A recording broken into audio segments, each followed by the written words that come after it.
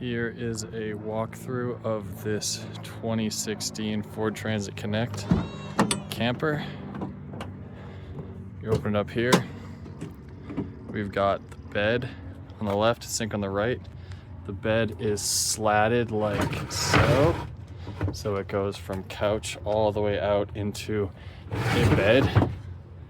We'll show the mattress, a split mattress on top in a later photo. Underneath the bed is the kitchen, grill, and cooler for camping. So we've got a fold-out grill cabinet.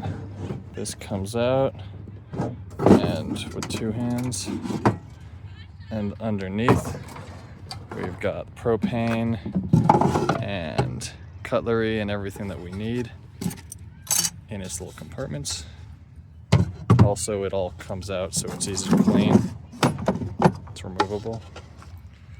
Then in here, next to it is the cutting board, but also a cooler compartment. So it's not in here right now, but it'll come with a cooler that fits perfectly in the slot. And in here and underneath the bed, this stays cool well into the day, even if there wasn't a cooler in there, just because how much wood it's underneath. So next we have the sink. We've got an electrical panel here, so just 110 power, works fine, plus USB ports for charging phones. Two light switches which control the one above the sink and one for the main cabin. The sink, it has fully working running water and freshwater and gray water tanks. So the fresh water can be removed and refilled easily by undoing the strap, grabbing it, taking it out. It's a 5-gallon tank and comes up through here. Just remove the cap, remove the jug, refill it, put it back in, or have a spare. These are standard Walmart 5-gallon jugs. Electric pressure pump. If you ever need the pump off, there's a kill switch for the pump in case it's malfunctioning or something. Every wire is labeled, but we'll get to that. Then we have the gray water. So the gray water has a inline P tube, so it will actually, you will not get any gray water smell if you fill this up, coming back up through the pipes and filling the cabin, because it is a one-way valve like a regular plumbing P tube, but this is for campers. And then to drain this, you can either take it out, or there is a convenient siphon tube that connects to it that you can just pump the water out, and the gray water will slowly but surely all leak out on its own just by gravity. There's almost actually no water in it right now, which is why it's not working right now, but it'll drain a full gray water tank to empty on its own, as long as there's no sediment in it. If there is sediment in it, you'll just need to remove this and dump it out by hand. So that's it for the plumbing. Slides closed nice and easy like that, and you've got a nice sink. Next is the electrical. All of the internal electricals are alternator powered, so as the car is driving, it will be recharging the internal house batteries. Like you saw, there's electrical sockets for 110 plus your USB ports for charging your phone. You've got on-off switches, individually controllable. We've got a fan which has adjustable speed settings and direction, just a normal RV fan. High, low, medium, in and out.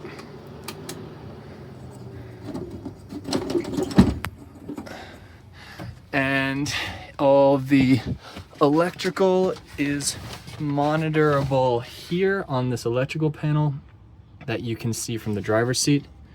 It's always on, draws extremely little power. It'll tell you the voltage, your current draw, your power draw, and amount of energy is being used. So all of the electrical is housed in here. It's all labeled. We've got a 12-volt car battery, house battery, that's being recharged as the car drives. Then we've got the alternator. This is where all of the 110 power is coming from. We have a signal booster, which has an antenna that runs up to the roof of the car so that you can get 5G in more remote locations, and a little internal antenna here for your phone to pick up the 5G signal. And it's all labeled, monitored, strapped in, securely mounted. And we have this Goal Zero in here. It's sort of just a portable battery pack in case you want to, you know, pitch it a tent or put it in your campsite or use it, get power in a more portable way. This is also recharged when the car itself is driving. So I believe that's it for the electrical.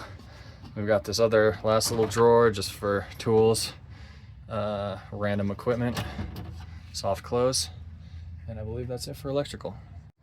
A couple extra storage compartments that we have. We have our external entry closet. So this is where I'll hang wet ski gear or sweaty biking gear or anything that you don't want either getting the inside of the camper damp or smelly. In here we have a rubber drying mat and a doormat to put boots or muddy shoes on. We've got some access to it from here that you can get into it from the other side. It also acts as a TV tray for when you're in bed. And then we've got this whole 5-ish inch gap underneath here where we store things like jumper cables, jump packs, straps, shovels, jacks, things like that.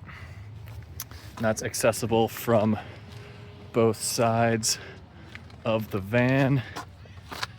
Goes all the way through, so you could put an umbrella in there, and it's also accessible from the inside the cabin if your bed is not open. So just like that. That's where we store our stuff. And for your big storage items, we have this huge Yakima Skybox, which can hold 5 or 6 pairs of skis, lawn chairs, tables, anything you need. It's about 5 or 6 feet long. And on this side, we have a 10-foot long solar shower. So it has a spigot on the end that you turn, water comes out. And up here, it is a air valve. So you can hook up a portable air compressor, like for your tires right here. Fill up the water in here, seal it tight, put on your air compressor. It pressurizes the tank, and then you'll actually get some water pressure in here. It holds a little over 5 gallons, and it'll run a shower for maybe 15 minutes. So it's good for maybe 3 or 4 showers. And it's great because if you're at a muddy campsite, you can take out this rubber mat, put it underneath so you don't get mud on your feet when the water is coming down, and then hang your toiletries or towel on the ladder, and when you come back here to change, you've got your clothes hung up, put your wet clothes or your bathing suit or whatever in here, and you got your little own floor mat. So that's it for storage. Now moving on to the bed. Like I said, these slats make it really easy to slide out. It's separated there in case for some reason you want like an L couch situation, but it slides out all the way to the wall. There's your bed. And this is what the van couch looks like with a cushion on it. Like I said, really easy to slide out. This is what it looks like with the cushions on. Really easy two-piece, custom upholstered. Still great access to storage underneath. You could store, you know, a full body in there, and still great access for grilling, cooler, everything you need back here. And this is what it looks like when it's closed up and buttoned up. With these blinds, very little light gets out, especially in the back. So, yeah, that's it.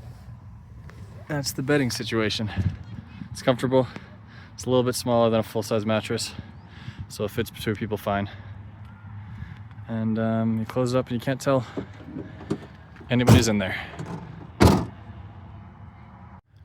Another secret feature is the passenger seat folds down perfectly flat, and I have this piece of plywood cut out that works as a dog bed. So I'll just put my dog's bed from home right on top of there, and she'll stay there all day. She'll sit there when we ride. She can see where we're going, and she's super comfortable right there. And while we're sleeping in the back, she has her own dog spot to sleep in, which is a much needed perk when you have two people and a dog trying to live in this thing. And then another thing is, here's your TV stand, so you can lay in bed and you can watch TV, put a laptop there and watch TV.